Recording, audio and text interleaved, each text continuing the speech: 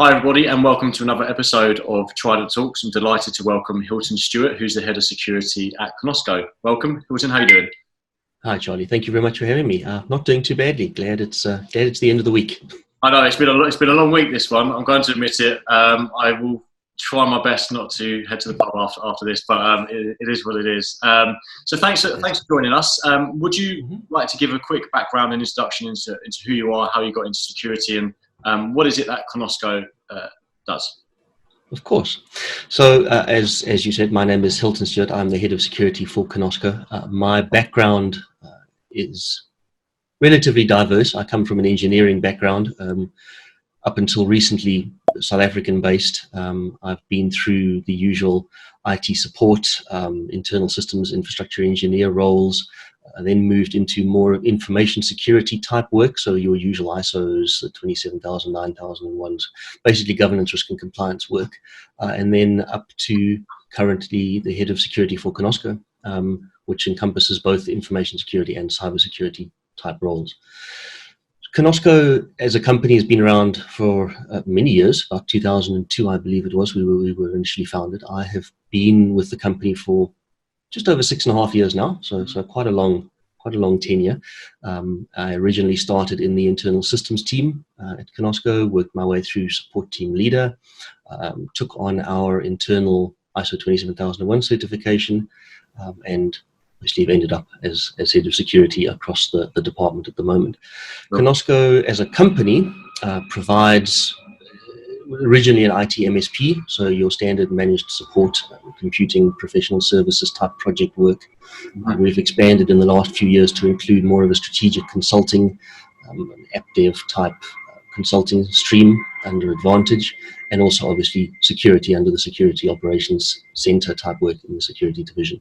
So we now cover the full spectrum of work from IT support, IT projects, strategic business level consulting, and then security as well. And more recently, we've also merged with a sister company to form a communications work stream as well, if you will. So we now can provide mobile and fixed line telecoms to clients as well. Okay, so that's quite good, quite an interesting background. And how was the transition from the engineering into your role now? It's an interesting one. Whenever I speak to people about security specifically and how did people end up in security, there really doesn't seem to be a hard and fast path of how people end up in security. I think it's, as it was with me, less about your past experience and your certification track as it is about your mindset. You know, if you can think in a security fashion, if you can question why and are concerned about how to protect your company or information, you're invariably going to end up in some form of security role, whether it is technical or whether it is more on the GRC side. I think it's important for everybody coming into security to have a certain level of exposure to both elements, to understand both the business policy and business risk side as it is to understand the exact technical implementations of security, because one without the other one is you're only looking at half the journey. So I was particularly lucky myself in coming from the engineering side, support and internal infrastructure engineering, through that ISO 27000, 9000 journey, and ending up essentially back in the middle, I suppose, leading a work stream that covers both. I can imagine it's been quite a steep learning curve as well, but you hit the nail on the head. I speak to a lot of people who've got some good transferable skills and they go into quite senior roles within security because they're just analytically minded or they've got a really good security mindset. So you hit the nail on the head there. So I believe, Conosco, that you provide a 24/7 SOC service as well, don't you? So yes, we do. In terms of this, the last couple of months, I've mentioned in the pandemic, has there been a common trend of what clients have been seeing on the threat landscape? Are you fighting one particular thing, or what's the situation there?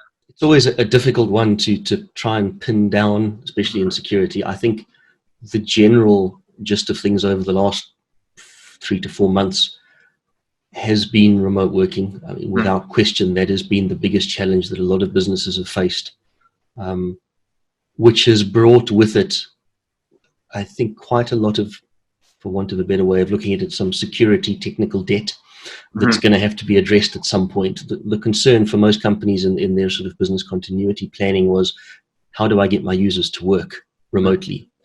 And I won't say at any cost, but certainly there's been some bend and flex to the usual sort of security considerations when it comes to making sure that your company could still operate.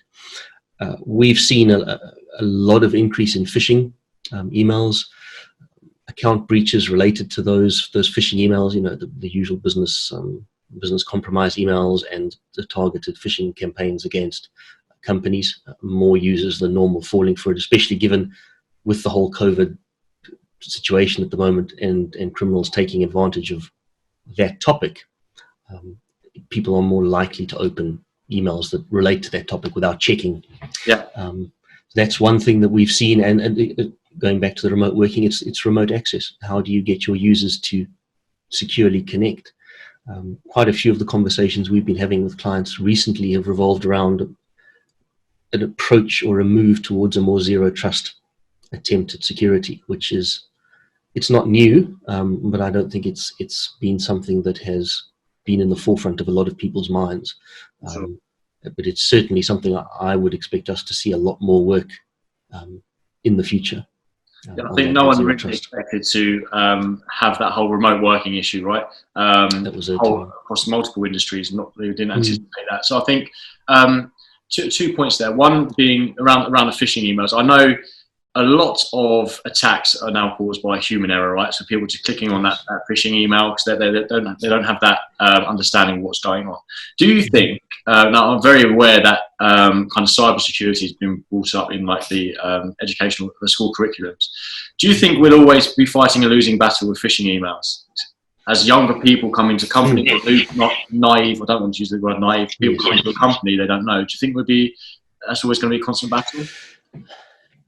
It's never going to go away. The question is going to be on sort of what spectrum of a losing versus winning battle, I think, is it going to be. I mean, phishing emails they're always going to be a big issue because it's big bang for relatively little buck from a criminal perspective. I mean, you don't have to do a lot of work in order to potentially reap quite a lot of reward. It only takes one or two people to click on a link, and it takes very little effort to send out 10,000 emails. I mean, we regularly see that with account breaches. One of the common attack methods or uses of it is to breach an account, wait a few days, and then simply use it to send out 10,000 spam emails to an external contact list. Yeah. And that takes a few hours of work, and the potential rewards are from the criminal side anyway, are enough to justify continued investment in developing better phishing. I mean, we all know that phishing emails from 5 or 10 years ago were easy to spot from a mile away. That was, barely written in English, terrible grammar, it didn't make sense. Now, it's very difficult to spot a phishing email at the best of times. Yeah. The important thing, I think, is to support users and anybody that's coming into a corporate environment or even at home, because it happens to home users as well, to understand the implications and what to look out for, as opposed to the other tack that sometimes we see taken, which is to punish people who fail. It's important to provide people with the skills or the knowledge to support them in being able to confidently operate their email effectively. Unfortunately, you're never going to stop 100% of spam emails and phishing emails. There is always at some point going to be somebody that slips up and clicks on a link, and that's human nature. It's not a failing necessarily, which is why yes, humans are always going to be the first line of defense, but it can't ever be the only line of defense. It has to be a layered approach to security in general. Yeah, I think so. And I think you touched on it there, phishing emails, the grammar within the emails, and it's all improving now. I've seen someone that can write better emails than I can. It's not hard, but then there's also introduction of new technologies, which are kind of doing initial scans of emails that are coming in right through traffic light systems or whatever. So you briefly touched on people remote working. Now, I remember watching one of your webinars discussing a lot of people aren't aware of what data they're using. So at an additional cost to the business, someone might actually utilize their work laptop or their mobile phone for their own personal browsing. And that in turn is jeopardizing security within a business, right? It is, certainly. I mean, there are so many considerations when it comes to, Okay. I suppose, unplanned remote working, which is what we've found ourselves in over the last few months, because you can work at home securely. I mean, it's not, it's not a bad thing. The problems come in when, as you say, users are unaware. They've been thrown into this new situation of working at home. Maybe they used to check their emails on a Sunday evening or something. Now they're sitting at home in their lounge or wherever they are, and they're either using a home PC because it's more comfortable than a little 13-inch laptop that they normally have a setup in the office. But also in shared environments, that might be the same laptop that you let your kids use after hours. So you don't know what they're doing on there. Other members of the household might use those same devices. And also, as you say, it has led to quite a large increase in data usage as well, which is another consideration that a lot of people haven't been aware of. They've been used to sitting in the office and relying on corporate provided connectivity for large portions of the day. Now, everything you do, including high bandwidth usage video chats, is using your own bandwidth, and those generally tend to go through uncontrolled means of connectivity.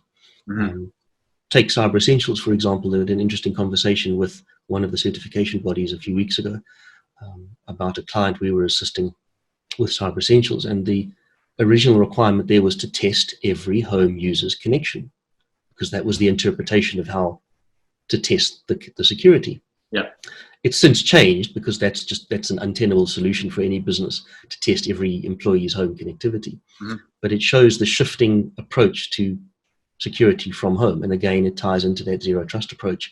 Don't worry about testing the connectivity, rather test the endpoint and make sure that the endpoint and the connectivity into the corporate infrastructure is secure.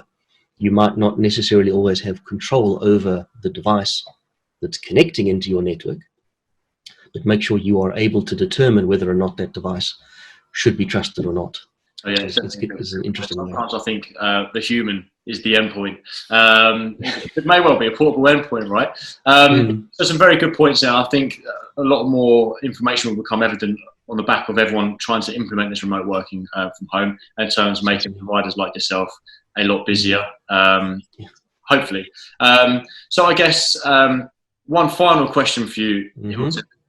If you weren't in cybersecurity, what would you be doing? And you can't say engineering. Damn, me to it. What would I be doing? Well, it's probably a bit late to consider this career move, but before I even got into IT many years ago, my interest actually lay towards the VIP protection, believe it or not. Strange, even that one, a few people I've told about that have always said, well, that's even security as well. That's physical security, isn't it? It's not cyber security. So somewhere along the line, security would feature in anything else, I suppose I'm doing. Definitely. We ask that technical question or not. That tends to be the common trend, but it's never too late to change careers. You can go. You can start doing it now. Yeah, true. Getting a bit long in the tooth for that sort of physical exertion these days, but we'll see. I understand. But Hylton, I really appreciate your time. It's been great to chat. And let's touch base soon. Great. Thank you very much, Johnny. Cheers. Bye-bye.